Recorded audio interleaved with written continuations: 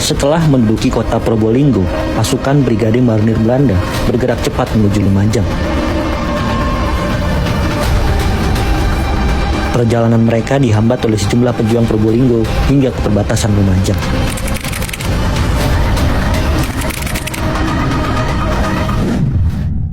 Menjelang sore, pasukan Belanda sudah menguasai kawasan di sekitar jembatan Drangdang, perbatasan Lumajang dan Probolinggo.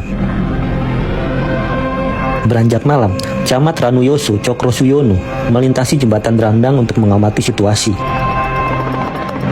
Naas, Cokrosuyono yang mengenakan seragam Front Pertahanan Kabupaten Lumajang ditangkap Belanda. Ia disiksa untuk mengorek informasi dan kemudian dibunuh. Jenazahnya diketemukan di sungai yang tidak berair dengan hanya memakai celana dalam. Perjalanan koloni tempur Belanda terhambat karena Cokrosuyono telah memerintahkan barisan pecok, tukang kayu, untuk menebang pohon-pohon besar yang ada di sekitar jalan Probolinggo ke arah Lumajang. Pasukan Belanda kemudian diserang oleh 2 regu kompi Suwandak, namun serangan itu tidak begitu berpengaruh. Pasukan Belanda yang didukung oleh tank-tank dan kendaraan panser mampu menerobos. Dan pasukan kompi Suwandak memilih mundur untuk melakukan konsolidasi. Menjelang pagi, pasukan Belanda tiba di Kelakah.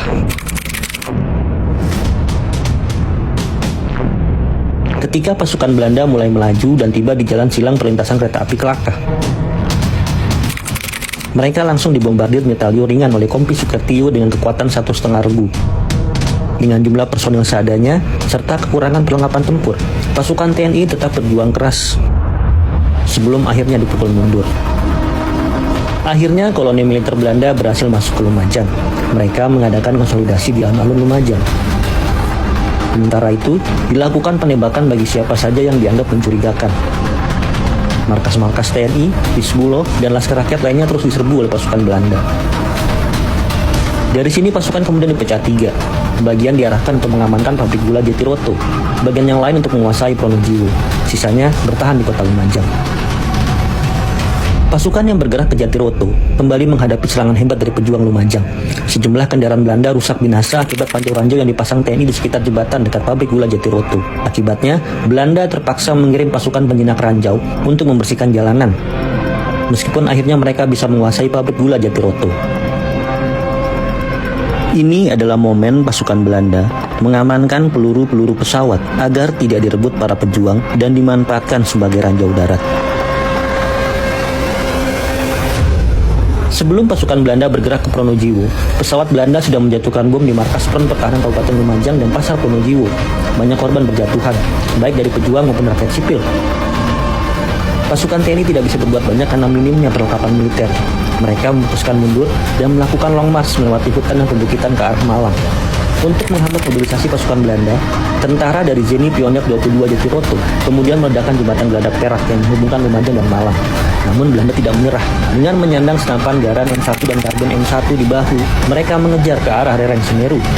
Setelah menguasai Lumajang, 2 peleton marinir mengasuh di kapal hotel. Mereka merayakan kemenangan dengan memakan pisang. Tampak potret Soekarno, bendera merah putih, dan pelat propaganda bertuliskan slogan merdeka. Setelah Lumajang jatuh, kompi Sukertio mencoba mengkonsolidasikan kekuatan para pejuang Lumajang. Dalam beberapa hari, sudah terhimpun pasukan gerilya berjumlah sekitar 150 orang.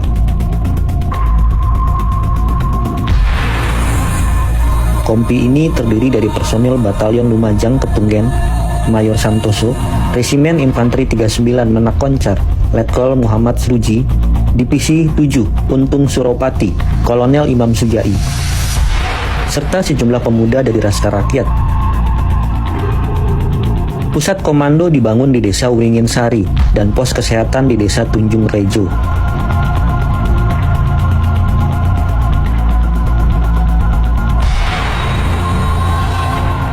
Pada 29 Juli 1947, kompi Sukertio dengan bantuan pasukan lain menyerang tangsi Belanda di Jatiroto dan merampas senjata mereka.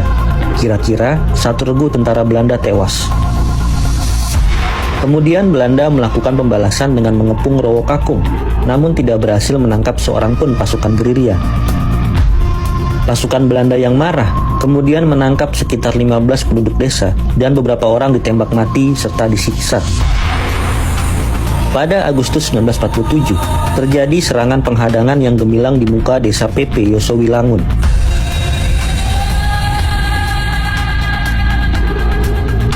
Pasukan Belanda dipercundangi di sini. Konvoi tentara Belanda yang diperkuat dengan tank, panser, serta 16 truk pasukan yang bergerak dari kota Lumajang ke arah Jember digempur habis-habisan sekitar pukul 8 hingga 10 pagi.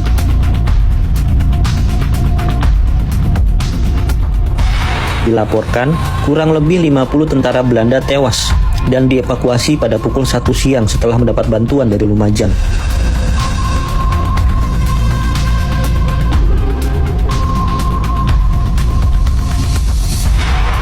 Setelah itu, Belanda memberikan serangan balasan ke desa PP. Mereka membombardir dengan peluru dan penembakan mortar. Akan tetapi, seluruh penduduk desa sudah mengungsi bersama Kompi ke Rewokakung. Baku tembak antara pejuang dan tentara Belanda mereda setelah dilakukan gencatan senjata menjelang dilaksanakannya perjanjian Renville.